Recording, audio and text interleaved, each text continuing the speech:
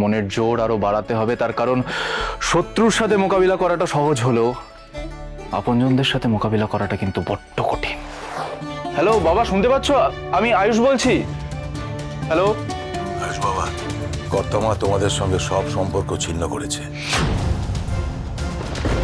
আর আমি যেহেতু কর্তামা নুন খেয়েছি, তার কর্মচারী, আমি কর্তামাকে কথা দিয়েছি আমিও তোমাদের সঙ্গে সব সম্পর্ক ছিন্ন করব। তাই ভবিষ্যতে তোমরা আমাকে কখনো আর ফোন করবে না।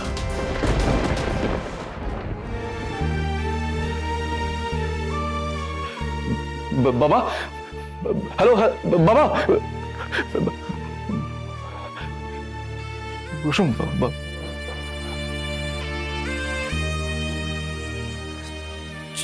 ছোট সাহেব, আমরা কি অনেক বড় পাপ করে ফেলেছি?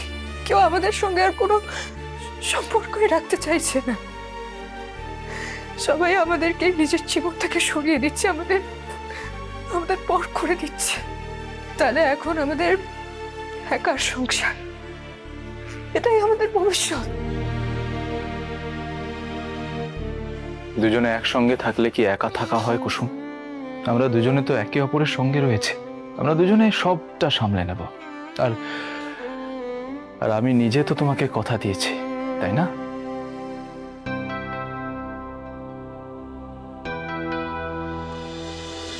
এবার খেয়ে নাও। ছোট সাহেব, হুম। আমি এত খাবার খাবো না, আমার একদম খিদে নেই, আমার ভালো লাগছে না। আচ্ছা কুসুম, এরকম বললে কি করে চলবে বলো তো? আমরা এত ঝড়ঝাপটা পেরিয়ে এখানে এসেছি, মানসিকভাবে আমরা প্রচন্ড বিধ্বস্ত। এবার যদি আমরা খাবারটাও না খাই তাহলে তো আমাদের শরীর চলবে না, আরো দুর্বল হয়ে যাব। শরীর মন কিছুই তো ভালো লাগছে না ছোট সাহেব, কিচ্ছু ভালো লাগছে না আমার। চারিদিকটা না কেমন খাকা করছে, মনটা এখনো গাঙ্গুলি বাড়িতেই পড়ে আছে আমার। খালি আমার মনে হচ্ছে যে আমরা যেভাবে বাড়ি ছেড়ে বেরিয়ে এলাম, তাতে দেবী মা বাবা রাগ করে কিচ্ছু খাইনি। তাহলে আমি এখানে থেকে এরকম ভালো মন্দ খাবার নিশ্চিন্তে কি করে খেতে পারি? দেখো কুসুম, বাড়িতে বাবাকে দেখার জন্য পূজা, বিথি এরা রয়েছে, আর মাকে দেখার জন্য ঈশান, অনুশ্রী। আর আমার পুরোপুরি বিশ্বাস যে তারা ঠিকঠাক মতো মা বাবাকে দেখে রাখবে। কিন্তু ছোট সাহেব, কিন্তু কুসুম, আমাদের হাসি মুখে তাদের সামনে গিয়ে দাঁড়াতে হলে আমাদেরকে শারীরিকভাবেও আগে সুস্থ সবল থাকতে হবে, তাই না? দেখো, যদি তাদের রাগ অভিমান আমাদের ভাঙাতে হয়, তাদের মুখে হাসি ফোটাতে হয়, তাহলে সবার আগে তো আমাদের মুখের হাসিটাকে বজায় রাখতে হবে।